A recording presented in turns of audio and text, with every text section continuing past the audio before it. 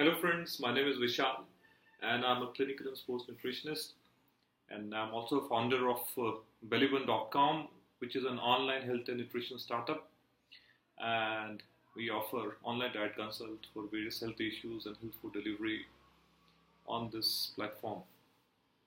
In my last video I talked about vegetarian food, which is the first element of VIWA diet which I practice, and the VIWA diet stands for vegetarian, inclusive, wholesome and aggregate. In this video I will talk about the second element, which is inclusive.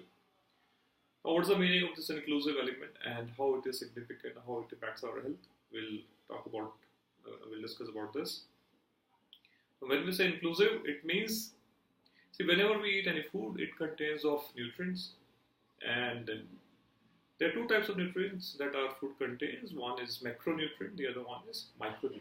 These are the two broad categories of the nutrition that is present in our food. When we say macronutrients, these are the large nutrients which our food is mainly comprised of, like carbohydrates, fats and proteins. And whereas micronutrients are the support nutrients like vitamins, minerals and fibers. So, when we consume any food, it needs to contain all macro and micronutrients in the right amount. That is when it will be called as healthy food. But now we have different understanding and different perceptions, different ideas and different information about especially macronutrients like carbohydrates and fats. Some people say carbohydrates are bad, they are not good for health, they are the cause of diabetes and other diseases. Fats will make you fat. We should not consume fat. And proteins, mostly we have good opinion about proteins. We say, okay, proteins are very good and we should consume more proteins. But if we look at our regular dietary intake that we consume on our day-to-day basis, it is largely contained of carbohydrates. Primarily we are wheat and rice eaters in India. So our 70 to 80% food is carb, whereas some amount of fat and protein also go in. But then we also dread these carbohydrates too much. Let's look at the role of each and every nutrient, what the kind of role they play. See, carbohydrates are the body fuel. It's like fuel to our vehicle, without which we cannot run our bodies. So carbohydrates are very much required. Fats are the support nutrient of our body, wherein most of our organs are made of either fat or protein or in the combination of both. So fats are the essential nutrient in our body. Similarly, related to fat is cholesterol. Now, cholesterol is extremely dreaded word. We think that cholesterol is very bad. It causes a lot of diseases, heart problems and all in our body. Whereas cholesterol is an essential component of our body, without which even life cannot exist. Now, there is nothing called good cholesterol or bad cholesterol, as we keep on hearing about it. Cholesterol is cholesterol. Now, there are different vehicles that carry cholesterol to different parts of our body to perform different functions.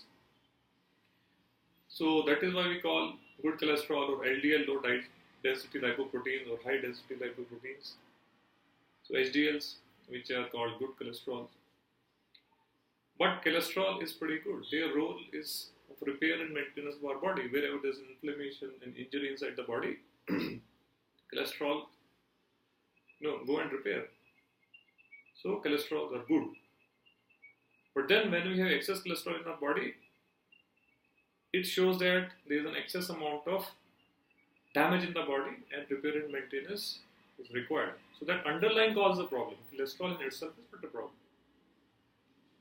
Similarly, proteins. Now, proteins are the building blocks of the body, as we have read it since our high school, and which is true. But the problem is when we eat too much of protein, as I talked in my previous video also, when we consume a lot of animal food, this same protein can create a lot of problems also. But they are essential also, and they play other vital functions as well. So we see that all macronutrients, be it carbohydrates, fats and proteins are essential to our daily day-to-day functioning of the body. But the issue is not in these macronutrients. The issue is keeping the right balance of these nutrients. As I talked before, our diet is primarily rich in carbs. But when we eat too much of carb, obviously we can eat so much, we will become deficient of other nutrients. We will be deficient of proteins, we will be deficient of fats, we will be definitely deficient of micronutrients, which play extremely important role, vitamins and minerals. So what we need to do is eat right amount of each nutrient and in the right form and in right quality. The quality of these nutrients I will talk about in my next video. Then I will talk about the wholesome food, what is wholesome food and how it helps. But all nutrients are important, be it micro, but in the right proportion, right ratio. So if you look at various food categories that we eat, we have grains, we have pulses, we have vegetables, fruits, nuts and seeds, spices. These are our main food categories that we eat on day-to-day basis. But from morning to evening, if we see, our primary intake is rice and wheat-based food. Almost 80% food is made of either rice or wheat, depending on which area, which region of India we live. So culturally, we have been consuming primarily rice or wheat-based food in large proportions,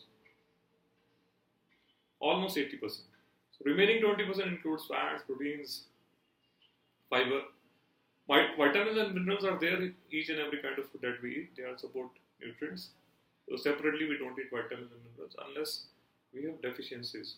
But when we eat too much of carb, they lead to weight gain. And obviously proteins, our muscular structure will be weaker because we are eating less proteins. And fats also, our body immunity is maintained by fats. So if we consume less fats, our immunity also will go down. So 20-30 years back, when we were doing a lot of physical activities, physical exercises, like farmers, they were working in the field the entire day. They used to eat a lot of grains and carbs the entire day, and it was required for them because carbs are the body fuel. If your body is running pretty much entire day, we are doing a lot of physical activity, we can digest and metabolize carbs. If we are not doing it, if your physical activity is less, we are leading sedentary lifestyle as we are doing in present times, then these same carbs, same grain will lead to weight gain. So weight gain is not fat, weight gain is excess carbs. So what we need to do, we need to balance our food in such a way that our carb intake is much lesser, as much as should not be more than 40% of our full food intake. So we have to cut down from 80 to 50%. Remaining 60% should be everything else. It could be protein, fats, and of course fiber, and of course vitamins and minerals which go along with it. So what we need to do, we need to eat right portion of all the food groups. We have to cut down our wheat and rice consumption 40%. Then eat remaining 60%. We can eat fruits, vegetables, pulses, nuts and seeds, and of course spices go along with it, and a little bit of dairy, milk products. Not too much. If we do that, we'll be able to maintain the right portion of each and every nutrient, be it macronutrient and micronutrient, and we will definitely not gain weight. If we are overweight, we'll reduce weight with this. So this will bring in the inclusiveness in our overall diet. So hope this video has helped you in broad understanding about what kind of nutrients that we have and what is the ratio in which we should consume and which all food groups we should include in our diet. In subsequent video, I'll talk about wholesome element and how it is important. Wholesome is about the quality of food and the nutrients that we eat, which is also very important. Please press the subscribe button below this video, and so you will be intimated with my next video. Thank you very much. Stay healthy.